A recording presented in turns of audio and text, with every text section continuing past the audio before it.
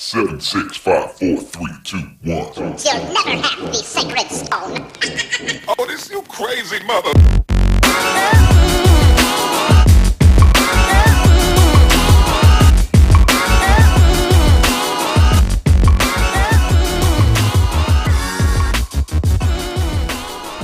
All right, welcome to the 12th episode of Amateur Hour. I'm Cody Courts, the president of Southeast Texas Flag Football League. Here with me in a welcome back episode is Troy Maddox, fresh off his Vision Quest. Troy, did you find yourself? Well, I'm back. Okay. Well, good. That's about it. That's good. So today, I haven't made any notes for this episode, but I'm pretty crafty, so I feel like I can make things happen. In our first segment, we're going to talk about the collision of politics, opinions, and sports, and how awesome it is that professional athletes are now communicating directly to politicians via social media. So, Troy, I know you have a lot of thoughts on that, so I'll go ahead and let you have the first whack at it. You know, just thinking about how sports and entertainment have collided. I think sports were one thing for people back in the 40s and 50s. It was a getaway from everyday life, and then I think around I want to say probably Monday Night Football when it came to be, or Super Bowl times when it turned into entertainment. It was something for people to go to and see these people on a primetime stage and learn more about the players themselves and what they're about. And I think it's when it turned into entertainment. It was for a TV thing. It was for people to come to watch a big show on TV, and it turned into entertainment, and it's just grown since then. So it's entertainment. It's not just sport now. It's entertainment. It's a big TV package. But when you talk about the politics, we've always had sports people because they're humans. They're human beings. They believe in things, and you're going to have politics in everything. Just because they're a sports, an athlete, a football player, basketball player, doesn't mean they can't have an opinion on politics. I'm not one of those people who says just stick to sports or whatever. I think they need to have, whatever every other American is allowed to, have an opinion on sports or politics. But it crossed over, the last several years with so many opinions about. Did you see that? Yes, I did. For all those of you that were listening, Troy and I are recording this while watching NFL Red Zone, the last bastion of real sports, and Tom Brady just made some kind of ridiculous play that looks like something that would happen in flag football. So, all right, well, okay, go ahead. And the thing that gets me, and speaking of the red zone, is one reason why I think all the political statements probably don't need to be in sports or during the games, because all people want to do is watch the games. That's what this red zone channel was invented for, is because people want to watch the games. They want to see touchdowns. They want to see big plays. They don't want to hear about somebody's political leanings. They don't care who's taking a knee. They really don't. A few people do. Most people really don't care who's taking a knee. We've seen the national anthem, before the game. They just want to watch the highlights. Look, we just flip to another game. They want to see big plays, want to see touchdowns, and that's it. And I think that's what's I don't like to say it's a problem. I just think it's something that is just annoying more than anything. What gets annoying to me with that is when non-sports people start having the sports, communicate or their take on sports, because they don't watch sports for the sports. Like people that think that Tim Tebow or Colin Kaepernick aren't playing in the NFL because of some sort of political belief or anything like that. No, they're not playing in the NFL because they wouldn't win a Super Bowl as a quarterback. And, there's something to be said about distractions and everything else. But, look, if Brady came out today and was a communist, he would still play for the Patriots until he couldn't play anymore, and then he wouldn't play for them. Yeah. I don't think that if you're really good, your politics or anything like that really matter anymore. I mean, Marshawn Lynch is, to me, thoroughly unlikable, but obviously he can run the football, so he'll get a team to have him play. Yeah, and I'm not watching new games, tuning in to see who's taking a knee or what's political statement's going to be made, and I'm not going to pass it by because they are doing that. I'm going to watch it because I want to watch the football game. And I just feel like they're making too big of deals, and these issues are big issues in America throughout the entire country. I understand these are big issues, but I just think you want to make football an escape, and this is what it's supposed to be. Just these games, teams going against each other. These 11 on 11 playing football and see who's better at that. That's what I think it should be about. Yeah, I agree. But I think it's been like this forever, though, because in the '60s, Muhammad Ali was pretty politically outspoken, and he had. But I think there were so many articulable things that could and did happen that he could protest. You can't protest gigantic things without some sort of thing. Like right now, if you want to protest the way the police treat people, okay, is there really one thing that could happen? Like with Muhammad Ali, let's say they have segregated bathrooms or whatever. Well, if you desegregate the bathrooms, then okay, something's happened that you've succeeded in. But when you protest this, I'm not sure still what Colin Kaepernick was looking to protest. But yeah. I don't know what societal change would happen that would satisfy his cause. So, I think social media and mass media, for that matter, has become so shiny and pretty that it's enticing to young people to want to go. That's why Odell Beckham, proposes to the kicking net and does other stuff for attention because he gets it. In the '80s, you couldn't get attention because you got to play your game, and then they would have the the sports on the local TV or whatever at the end. So no one, they didn't really have time for all that stuff. Well, now people can sit there and watch him do silly things all day long, and he likes the attention. So, well, and that brings me to a point of what has been a downfall with. And I've said this for a long time, it may be an overstatement, but the downfall of Western civilization, in my mind, is social media.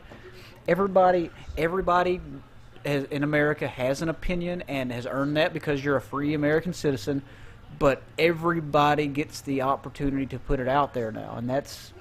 Well, and it could be not even just an opinion, but it could be like fake stories or this and that, and you get out there and people believe all this stuff, and that's what causes so much strife between people is these stories that get thrown out, and everybody can say something that they want, and it's really hard to decipher what's real, what's not, and it's really frustrating. Now, last year or maybe a couple of years ago, I would have rebutted that with, yeah, it seems like if you read social media, everyone's upset about everything always, but I think that it's just the screaming few that make a lot of noise, and most people really just don't care.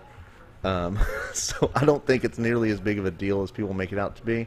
But now that our president and exactly. Other world leaders get on social media and talk to people the same way that, a 16-year-old girl does, maybe you're right. maybe it's the downfall of Western civilization that everyone's opinion gets to be heard all the time, no matter how stupid it is. Because nothing frustrates me more than hearing a non-football person talk about football, except hearing a non-scientist person talk about global warming like they're some kind of expert. You would never have the guy at Mobile Chemical get lectured on how to remove chemicals from some pipe while it's being done whatever to by an activist because, well, they thought it was kind of cruel to the pipe. But for some reason, everyone's an expert on global warming, politics, laws, and everything, and police work that don't do those jobs, in football for that matter. So that to me is, very frustrating. Well, and that's one thing that gets me is how Odell Beckham just scored a touchdown. Peed like a dog. And he acted like he peed like a dog. What an idiot. Yeah, okay, go ahead. I'm sorry. No, that's That's kind of That's the point the you're worst. making. That's kind of the point you're making. That is is look the at that. worst He's- end zone he's a look- celebration he's a I've look at me ever guy. seen. He's a look at me guy. And That's okay, a he actually touchdown. did Yeah, score he it. scored. But One point that I was well, speaking of like the political leanings of people like speaking of the global warming thing, how they say the left or the the liberal people will say all the the GOP or the Republicans they don't they don't believe in science, and science says that we're going to have global warming. That's what's causing all these hurricanes and everything. It's science, and they don't believe in science. But yet they're the same people that don't believe that science tells you that men are men and women are women. There's two genders and that's it. But yet they don't believe in that. So it's like you pick your battles, and whatever you want to say that fits your agenda is what you're going to go with. So there is no one answer to everything. There's always going to be, well, this makes me sound better, so I'm going to say this argument, and it's just kind of it's Yeah, really I hard agree. to decipher what's real and what's not. yeah, what's real and what's not. Yeah. Fake Well, news. if you agree with something, then it's real. If you Yeah. disagree with it, not only is it fake, but it's evil, and it needs to be like killed. By the way, they just showed Odell Beckham crawling like a dog in slow motion, and it was even better that time. He did score a touchdown though. So Well, I mean, that's good. Yeah, good thing he had to show off by peeing like a dog. So- that dude's fast. Good lord. Who was that dude? That was Taylor Gabriel. Taylor Gabriel. You know that he's related to Gabriel Peters Yeah, and Taylor Swift. and Taylor Swift. Most NFL players are related to Taylor Yeah, Swift. and that guy's Matt Ryan. Yeah, He's related to Nolan Ryan. and Ryan Long. So, anyway, my other thing is, there used to be, I think, some sort of, in our culture, regalness to people in power that would do things, and, they would kind of be above the small things that happen, but I just don't think that's the case anymore. The longer life goes on, the longer Twitter and the Trump presidency lasts, the more everything becomes like a WWE event. And that's what I mean about sports and entertainment. Yeah. It's becoming an entertainment thing. That's the problem. Well, but it's not just. If you look at baseball, when they play the national anthem before games, do any of those Dominicans or Puerto Ricans or Cubans, do they take a knee? No, they're as happy as hell to be in this country and making millions of dollars to play a sport. Nobody's taking knees in the sport of baseball. Well, the problem with taking a knee in the national anthem or doing anything else other than playing your sport is that it takes away from, what you're doing. Because here's the thing. The reason, well, maybe not the reason, but Tom Brady and Russell Wilson and all these people don't take knees. You know what else they do, though? They watch a bunch of film. Yeah. And they practice a lot. And they think a lot about football. And, LeBron James probably thinks a whole lot about basketball. Tiger Woods thinks about golf and getting laid. And now pills. Yeah. But, your brain can only do so much stuff. If you're an activist, you're not going to be the best quarterback. You could maybe be an activist in a ridiculous receiver, but as a quarterback, I don't think you can be an activist. I think all you can be is a quarterback to be very good at it. And most of them, that's what they do. Well, there's only 15 people that can play NFL quarterback. That's There's right. 32 teams. 15 really good quarterbacks, and then I don't even everybody think else- really good. I think there are 15 that could actually play the position and not make it look ridiculous. And the rest of them are just doing their best. Like Brian Hoyer is, He's just surviving. he's just making He's it. just I mean, making decisions behind the center. he's doing the best he can, I'm sure. But hell, what's that guy, Tyrod Taylor? Tyrod. Yeah, he's named after a AutoZone accessory. Most of these guys, 10 years from now, will be like, oh, yeah, I remember he used to play quarterback for the Bills. Well, other than Jim Kelly, who didn't play who else played quarterback for the Bills that anybody really cares about? Exactly. Well, Doug Flutie. Does anybody really care about Doug Doug Flutie? Flutie is a man among men. If Doug Flutie was 6 feet tall, would anyone care about him? He'd probably be the best quarterback ever if he was 6 feet tall. You think? He was at 5'2". He was damn good. Was he 5'2"? He was 5'2" and won all those in CFL championships. The CFL, what is that again? That's that castrated football league. Is that what that stands for? I won a championship in that. No. I won 2. I went by the name Doug Flutie. And I was also Jake Plummer for a while. He's pretty good, too. Yeah. He was one of those 15, wasn't he? He was, yeah, I liked Jake Plummer. But like people complain about Matt Stafford. Matt Stafford to me is pretty good. He threw that ball. That should have been caught. Yeah, well, Yeah. there's two things to a football catch. There's the throw and then the catch. And then the catch. Sometimes that second part doesn't get done. Yeah. Well, my only thing that I have that I think would make all the protesting disappear is first what the Steelers game they tried to do today. They tried to play the national anthem before all the players got out on the field. One squeaked out. And one, Alejandro Villanueva, came out and made sure to make an appearance for the national anthem because he did 3 tours of duty in Afghanistan. So he's going to show up for that no matter what. What a terrible American. But I think the way you get rid of protesting and everybody will stop losing their minds over it is to just stop playing the national anthem before games. They started playing the national anthem during World War II to keep before sporting events to keep the morale of Americans up, keep their pride in America up during this crazy time they were having through all these sporting events. And is it necessary anymore? All it's doing is causing people to just protest and causing strife. Why don't we just stop playing the national anthem before games? And you show up to a game and you play the game, football, basketball, baseball, whatever. Why is it even necessary anymore? If people are so against the national anthem and they're protesting it, why do we even do it anymore? Just do away with it and start playing the game. Walk out on the field and start playing the game. Well, people like controversy. But I heard that the reason they started playing the national anthem was because Francis Scott Key played right tackle for the Chicago Bears. And in the 1700s. Yeah, they wanted to honor him. So they started playing the national anthem before every game because he was dude was like 5'8", 160, played right tackle, I'm sorry. Quarterback was Sir Edmund Blow, and he was really good. Francis Scott Key could block. He couldn't run real well. He could block, though. They had a fullback. I don't even know how to respond. They had a fullback that got drafted into the War of 1812. By the way, that's when the national anthem was written, War of 1812. Kids. That's what it's about. It's about the War of 1812. I bet most people don't know that. I bet they think, like, I don't know, Frank Sinatra wrote it or something. No, it was Francis Scott Key. It's a very long song. It's much longer than it is the song we play. It's a lot more racist, too. It's a very long song. Yeah, it's a long, racist song, but we picked the good parts. When I say we, I mean people that came before me. I didn't pick anything. They didn't ask me about it at all. Turns out people don't ask me about national anthems or anything else. People do ask me when the league's starting a lot.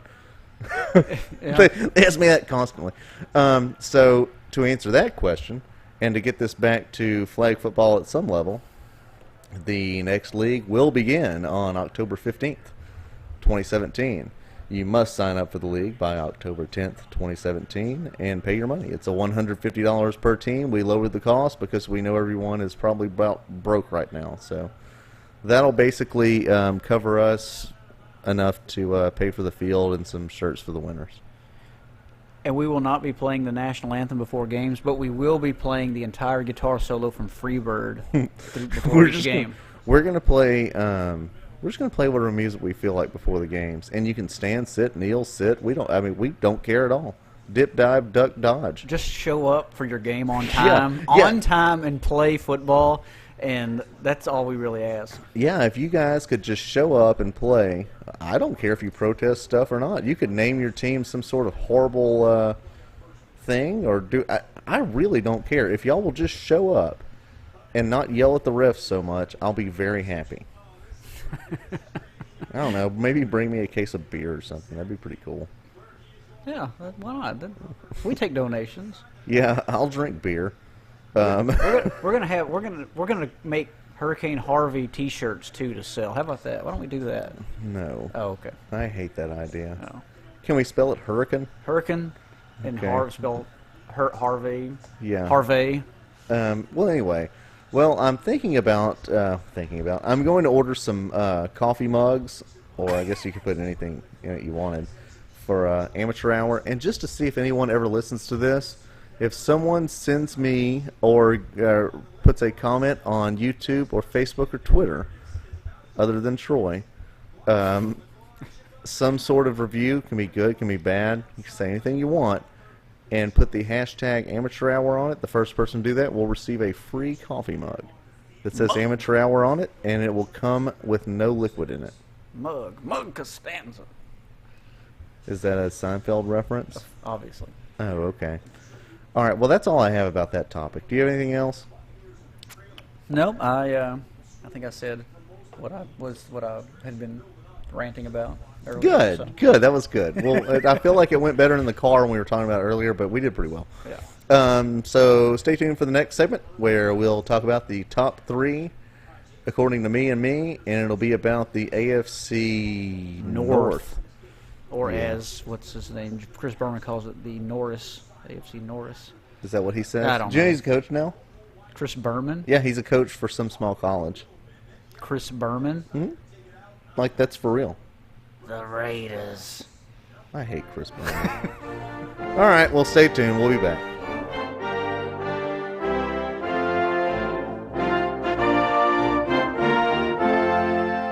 We're back with segment 2, Amateur Hour. In this segment, we'll talk about the top 3, according to me, with the AFC South? North. Yeah. Okay. We're working our way All across the right, country. Troy, so go ahead and start with the first team. All right, well, let's start with the newest team of the AFC North, which would be the Baltimore Ravens, the former Cleveland Browns, but they're going to stand on their own as the Baltimore Ravens. The first player for the Baltimore Ravens, which I picked here, would be Ray Lewis. He was the first pick of the Baltimore Ravens in 1996. Well, look at you. Yeah, Okay. 13-time Pro Bowler, 7-time All-Pro. I mean, obviously a major leader of that team for as long as they've been around. He was a killer. Yeah. Yeah, there was that time. He was, but I mean, come on, everybody knows Ray Lewis. He was really good. Everybody knows his story and where he came from, what he did. He's super Jesus-y now. Yeah, he does a lot of speeches that really don't make sense when he's talking, but he does it anyway. He has fun with himself. Next was Ed Reed, safety, 9-time Pro Bowler, 5-time All-Pro, and 64 interceptions. Very good leader back there. Ball hog, was always around the ball, always making plays. So he's the number 2 player, Baltimore Ravens history. And then number 3, I had Jamal Lewis, running back. He had 10,000 yards. In 2003, he had 2,066 yards. Wow. And that was That's back, a good amount of yards. and that was back on teams that were not known for offense. Those were defensive-minded teams. They weren't very good. Trent Dilford, quarterback, things like that. Not very good teams. But those are my top 3. And then honorable mention, I had Joe Flacco, just because he led them to a Super Bowl. Yeah. And has been, a solid guy for the last, 8, 9, 10 years. So, but he would be my honorable mention. But those are that's the Baltimore Ravens top 3 according to me. Okay. Well, according to me, the top 3 are Joe Flacco is my number 1 guy because I feel like I said before, there are only so many people that can actually play quarterback in the NFL. And I think Joe Flacco's a lot better than people think. He's never, to me, had anybody I thought was just an awesome receiver. I don't even know how good his offensive line is. Tyrod Taylor, by the way, to give you an update. Von Miller just got a penalty for not helping him up. Von Miller And just then got a Tyrod flag Taylor- thrown on him for and not then helping Tyrod him Taylor up. laughed about it, and they threw a flag. Wow. Sorry, we're watching football. Anyway, so Joe Flacco's my first guy. Second guy is Ray Lewis because he was so good that he actually killed a guy one time and then got away with it, and now he's turned to the Lord. So, by the way, Ray Lewis killed a man. Just remember, he killed a guy. His footprint was on the man's face. Yeah, and then he snitched on his friends. Yeah, he rolled over on them, and they I said, mean, "Oh, you can you're be fine." sweet on ESPN all you want. You killed a guy and then rolled on your friends. And he won a Super Bowl the next year. But he's my other but he's my other guy on the list. So that's number 2. Number 3 on the Ravens list is I don't know, like what's that running back they had for about 10 minutes that was really good? Well, hell. Just give me Jamal Lewis for the other one. All right. So you already said stuff about him. Yeah. All right, who's the next team? Let's go. Give me what's next. You want to go first? Yeah, who's the next team? Next, we'll go with the Cleveland Browns. Ah, the Cleveland Browns. This is a real football team, the Cleveland Browns. Yeah, they're so interesting that their helmet has nothing on it, and it's not even brown. Jim Brown, I guess, would have to go there for number 1 because he was like a real athlete when that people were playing against roofers and plumbers. Number 2, I'll go with Bernie Kosar because I like Tecmo Bowl, and he was super slow. So I don't know why that's number 2, but Bernie Kosar. Number 3, I'll go with Johnny Manziel. I think you should pick another one. No. Now, Johnny was a good college football player for the 2 minutes he was in college. Okay, Colt But McCoy. I think you may want to go another way, too. Colt McCoy was better than Johnny Manziel, if you ask me. But Okay. How about who's their quarterback right now? no, Deshaun Kaiser. Okay, Deshaun Kaiser. I'll go with Kevin Holden. Kevin Holden's the best. He's probably just as good. Yeah. Oh, hell. Number 3 with Browns. I mean, they were good at some point, I'm sure. We'll go with, you know what? Priest Holmes played for the Chiefs. I don't have a third. Go ahead. Okay. Since I did a little research for this show here, number 1 is obviously Jim Brown because, I mean, if they're named the Browns, you would think a guy named Brown would be the number 1. They were actually named for Paul Brown. I know. Go ahead. I know. 12,000 rushing yards, 106 touchdowns in 118 games. That's unreal. He had a 5.2 rushing average. But he was also playing against guys. If you ever watch any film, the people that are trying to tackle him, they look ridiculous trying to tackle him. I know he was a big guy and is a very athletic human and was really good. I'm not saying he's not good at what he did, but the guys that were tackling him were really bad. It's pretty bad film. But he was an amazing athlete and just one of the greatest football players of all time. He really is. Next, we're going to go with Otto Graham. I wasn't going to put this on until I started researching how good he was. I was just going to pass him on by. But this is what fascinated me. He led the Browns to the league championship every year between 1946 and 1955, winning 7 of them. His career record is 114-20. God, that's pretty good. So I said, I guess I'll put him on there. That's pretty good. Yeah, Otto Graham. Otto Graham. You know that he's related to Graham Van Heusen? Moonlight Graham from Field of Dreams. Yes. Yeah. I've never seen Field of Dreams. That may be irony for if we do that on the next segment. Yeah, we'll do the next segment in a minute. Go ahead. And then number 3, I put Joe Thomas. Joe Thomas. Left tackle. He's he is just recently, last week, he passed 10,000 consecutive snaps played. He's the only player to reach that milestone in NFL history, and he's never missed a snap in his career. And he's just one of the most dominant left tackles in the league. But he plays on the Browns, so no one really cares about it. Yeah, he certainly protected his last 8 quarterbacks or whatever. He's probably played less playoff games. He's probably played 1 playoff game ever in his entire career. And an honorable mention, I put Bernie Kosar just because he was an Oilers killer back in those days, and I hated that. And he was really good. Did you see the 30 for 30 where they were talking? I think it was called Broke, and Bernie Kosar was one of the people. Was it Bernie? I thought he was on the U. He was one of the ones on the U. Bernie Kosar was on the one with Broke. I didn't know Bernie he was... Kosar's family took that's complete right. advantage of him. Yeah, I do remember that. he was so super mad poor. He won't even talk to his family. Yeah, anymore, and he's a smart guy. He always listened to him talk. I was like, that's terrible, you know. do remember so that they now. totally took advantage of him. And he threw the ball sidearm, which was kind of cool. Yeah, and his name's Bernie. Bernie.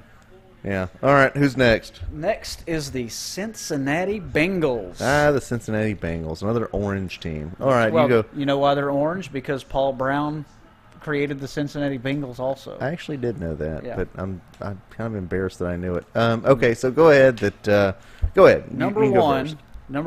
and I hope everyone looks at the screen and sees the picture of Anthony Munoz's finger right now. Anthony Munoz, yes, that's his pinky finger if you look at it. It's fantastic. He is considered the greatest offensive lineman in NFL history. 11-time Pro Bowler, 9-time All-Pro, and just an amazing player. Was a leader of that team to a couple Super Bowls, and is, like I said, a Hall of Famer. Just considered one of the greatest offensive linemen of all time. Next is Boomer Esiason, otherwise known to his mother as Norman Julius Esiason. Oh, okay, that's pretty cool. He was the league MVP in 1988 and led them to a Super Bowl. And when he retired in 90, blah, blah, blah, he was top 10 in most statistical quarterback categories. Okay. And then number 3 for me was Corey Dillon. He was one of the most dominant runners in the league on some very bad Cincinnati Bengals teams. Oh, yeah. And I loved Corey Dillon. I yeah. thought he was awesome. He went to the Patriots, didn't he? Yeah, and then won a Super Bowl. Yeah, there. He sure ran did. for his most yards when he was with the Patriots, but when he was with Cincinnati, he had like 8,000 total yards. Yeah. 45 touchdowns. Was just a dominant runner on really bad teams. But then he went to New England and won. So Yeah. Okay, so the Bengals. Chris Collinsworth did not make my Cincinnati Bengals list. Well, I'm going to start mine with Chris Collinsworth. And I don't have any stats. I just like how his voice sounds. He was really good on Inside the NFL for a while, too. I spoke to him earlier. Yeah, I talked to Chris Collinsworth earlier. That's what he always says. I know he does. It's disgusting. You know who didn't say that? Rex Ryan. He didn't talk to anybody. Rex Ryan just showed up and started He mouthing just, off. he just looked at Beth Moen's feet and he was rendered paralyzed. All right, so Chris Collinsworth is one. I'll go with, you know what? I'm going to go with Andy Dalton. The Red Rifle. The Red Ball. I like Andy Dalton. He's from Katy, Texas. Yeah, and there are so few quarterbacks now that you could just like think about. That's their team. Like, like I said, we're watching football right now. Roethlisberger to me is the Steelers.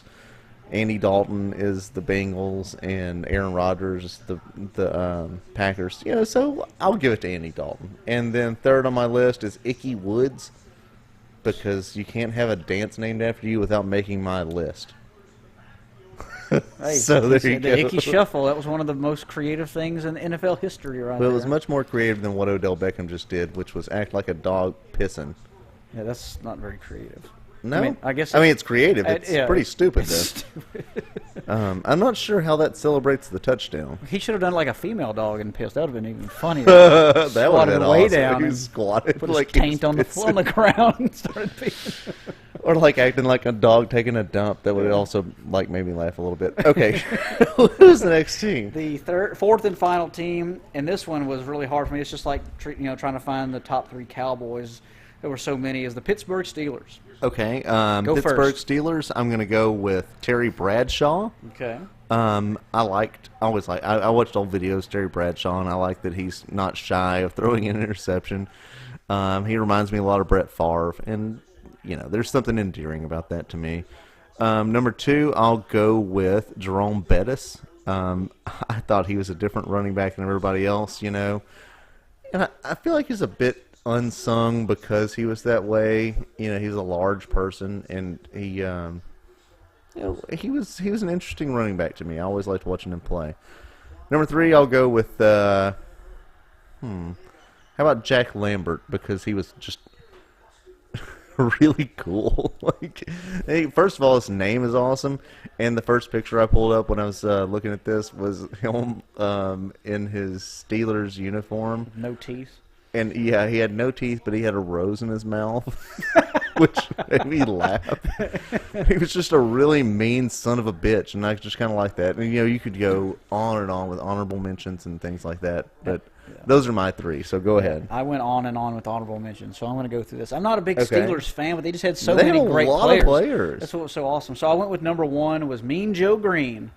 He was a 10-time Pro Bowler, 8-time All-Pro, 2-time Defensive Player of the Year, Defensive Rookie of the Year, 75th anniversary team. Just one of those guys that you think, well, he was a good player. Then you look at all the stats and everything. It's just, man, he did all that. It was pretty impressive. Number 2, Terry Bradshaw. I wasn't going to put him on. I was going to put Roethlisberger ahead of him, but thinking he's done more. But, man, Bradshaw was a 4-time Super Bowl champ, 2-time Super Bowl MVP, and was the MVP of the league in '78. And then my third was Rod Woodson. I loved watching him play because he was a cornerback. He'd play safety. He would return kicks and punts. On Tecmo Bowl, he was always fun to return kicks and punts with because he was so fast. But I hated watching him against the Oilers because he would always just make so much trouble in the secondary against the Oilers. So I hated him, but he was so good of a player. And then honorable mentions, I went with Ben Roethlisberger because he's kind of fun to watch. He's so big and he's hard to tackle. He always makes good throws. Kevin Green, he was only there for a few years, but Kevin Green was fun to watch. Greg Lloyd with him at linebacker was a good defensive player. Antonio Brown, he's one of those guys that's making his name as one of the best receivers. Lynn Swann, who wasn't much of a regular season receiver, but he made plays in Super Bowls all the time, made big catches. A lot of those Super Bowl highlights are of Lynn Swann making catches. Then Troy Polamalu, Franco Harris, players like that were just super, names and have made plays all throughout that you see super highlights of. You'll see them throughout the rest of NFL history of plays they've made. So those are the Pittsburgh Steelers. Well, all right. I think that went well. You did much better than I did in that segment. But you know what? Oh, okay. Update on us at watching football. Odell Beckham just took off his helmet and laid on the field. And his hair flopped out of his helmet like a cascade. Oh, no, he got helped up now. He's walking off. 10 people had to help him up. He's super tired. Some guy's carrying his helmet off for him. Yeah. Oh, he is. Look at him. Look how tired. Oh, he stuck his tongue out. And he's got earrings. He's so tired. He's just wore out. He's made 9 catches. I bet those little guys that are escorting him off the field, like I guess they're like the medical people, are so irritated with him. Nothing even happened. Look, they showed the replay. Oh my goodness. Okay, he fell down. He fell down and then Asked he for help laid off down. the field. Yeah. Whatever. Well, anyway, all right. So that was a fun segment. Oh, that guy actually got hit. Yeah, That was pretty. That one actually looked like it hurt. You know what? The next segment, I think we'll just record us reacting to football games. Okay, so in the next segment, we'll talk about something different. And stick around, unless you have anything else, Troy. I'm sorry. No, that's it. That was the segment. All right, well, balls. Have a good day. I got 99 problems and a bitch ain't one.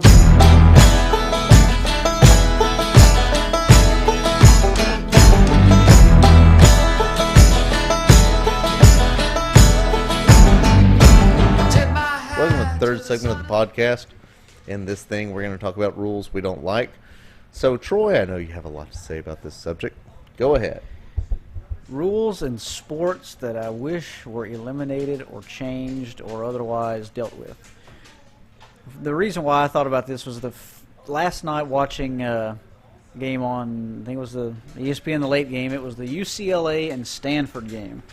Early in the first quarter, Stanford tight end catches a little out route, and he's going to turn upfield. He's a 6'6" tight end. He turns upfield, and the cornerback for UCLA is like 5'10", little, not a big guy. He's coming in. He's aiming to hit him at least no higher than his hip, no higher than the waist. Yeah. And he gets about 2 steps from him, and the tight end catches the ball, and he turns. He's got his back to him, and he turns, and he lowers his head all the way down with him, and they hit head-to-head. Well, nobody throws a flag in the field. It's just a regular football play. And then all of a sudden, they whistle down from upstairs to review the play. Did they use a whistle? Well, whatever they do. They buzz down to the field to the referee. They buzz down to the field to review for a targeting call. They review it, and they eject the UCLA cornerback for targeting, for hitting this big guy in his head whenever he ducked into it to take the contact. He got ejected from the game. Targeting is not it's an ejection from the game, and you're out for the game, and then depends on how much you missed of this game, you will be, miss time of the next game. You have to miss like 4 full quarters. It is the absolute. It happened like in 3 other games throughout the day too that were on TV. I think it happened in the A&M game and whatever else, but just a terrible rule. I understand calling the penalty on hitting somebody in the head, but you eject them from the game. If you watch the replay, there's no way that he was aiming for his hip. He was going low. That guy ducked into it. So I don't see how you could call that a targeting penalty. That is one rule that I just cannot stand in college football. Well, I agree with you. It's a knee-jerk thing. It's kind of like when you play the race card, you can kind of say or do anything or say that anything's horrible and make any change you want. In football right now, I think if you play the CTE head injury card, you can make any rule you want, and it's a pretty drastic rule. If you go low and blow out somebody's knee and they can't play football anymore, then no big deal. But if you go to hit your 6'7" tight end and he lowers his head, then somehow the defense is accountable for that. Well, by that logic, why don't we penalize the tight end for lowering his head? Exactly. Because he's the one that caused the head-to-head contact. If the defensive guy is already going low and the offensive guy wants to get lower, which is what you do in football to go over people, then why are we penalizing the defensive player only? So I think it's just, I'm sure it'll get changed at some point, but it is a terrible rule. Yeah. One of the things that I don't like is I don't like the rule in the NFL of not being allowed to have knives with you on the field because I feel like a lot of plays would go a lot, deeper and longer if they were able to stab each other. So I'm advocating for knives. Kind of like just like pocket knives, or have Wolverine hands. No, any kind of knife you want. Oh, okay. Steak knife, pocket knife, butcher's knife. I think that would make rushing the quarterback a lot more difficult.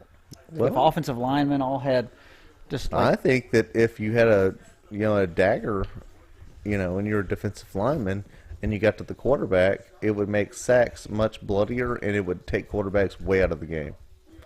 So there'd be a lot of flat. All right, give me another rule that you don't like. That's probably real. Well, another rule that I just can't even stand is because I don't even understand it anymore. Is what is a catch in football, in any level of football? What is a catch?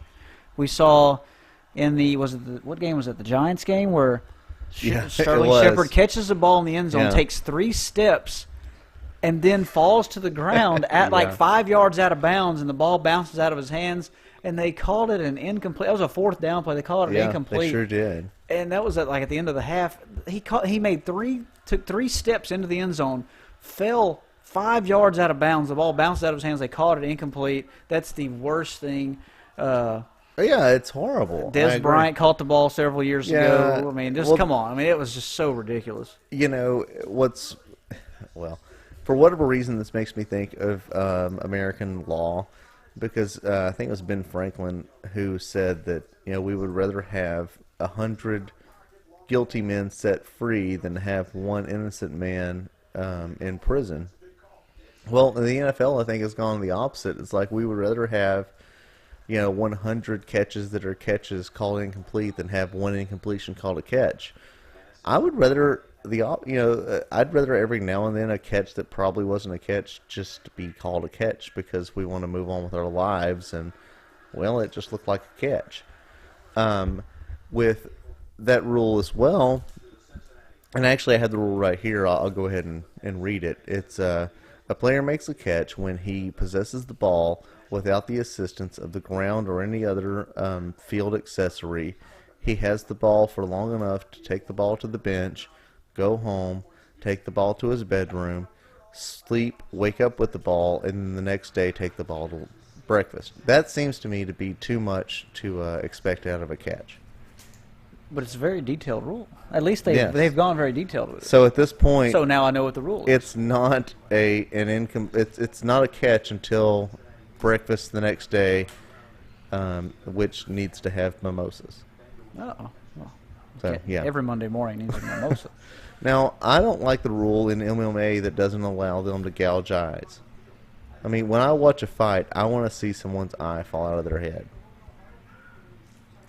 I also believe weapons should be allowed. If you're having a fight, there's no such thing as a fair fight if you're actually fighting. So a lot of my rule changes involve including weapons where there are not weapons.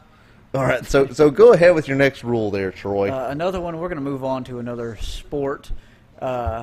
I'm moving to baseball. I wish to eliminate the designated hitter in the National League. The American League, cause when the Astros were in the National League, I thought, oh, well, whatever. I thought the DH was just like some kind of gimmick. The pitcher's on the field. He needs to hit. He should hit. He's one of the 9 players on the field. But since the Astros have moved to the American League, and you see that the pitchers don't have to hit, there are 9 batters in the lineup and not one wasted person out there that just comes up there and swings a few times and strikes out most of the time. They need to eliminate the pitching.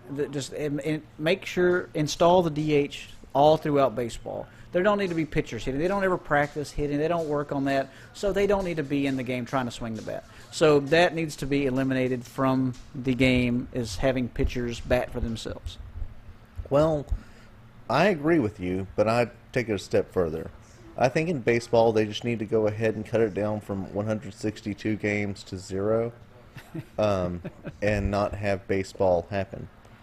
That would make me happy because I don't like baseball and I feel like it's a waste of time and it's weird and gimmicky and there's like a bat and a ball. Gimmicky. It's been around longer than any other sport. How's it gimmicky? Religion's been around a long time too. It's not gimmicky. It's very just kind of.